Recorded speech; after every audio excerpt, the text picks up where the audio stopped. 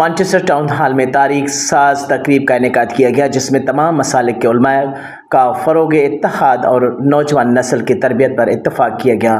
منعقدہ تقریب میں تمام مسالک کے علماء نے ایک تاریخی اجلاس میں شرکت کی اور ملک میں بڑھتی اسلام فوبیا کے تناظر میں امت کے اتحاد پر زور دیا۔ مانچسٹر ٹاؤن ہال میں ہونے والا یہ اجلاس باہمی مذہبی ہم آہنگی کی ایک نادر مثال تھا۔ کونسلر شہباز سرور اور ڈاکٹر علامہ عظیم جی کی زیر اہتمام ہونے والے اس تقریب میں اہل سنت، دیوبندی اور شیعہ مکاتب فکر کے جید علماء نے شرکت کی۔ رہنماؤں نے متفقہ طور پر کہا کہ وقت کا تقاضا ہے کہ تمام اختلافی امور کو بالائے طاق رکھتے ہوئے نئی نسل کی تربیت پر توجہ دی جائے۔ مقررین نے کہا کہ اسلام کو سمجھنے اور پھر اس پر عمل کرنے کی ضرورت ہے اور اسلام فوبیا سے نمٹنے کے لیے ایک مضبوط اور مشترکہ لاہ عمل تیار کرنے کی ضرورت پر زور دیا۔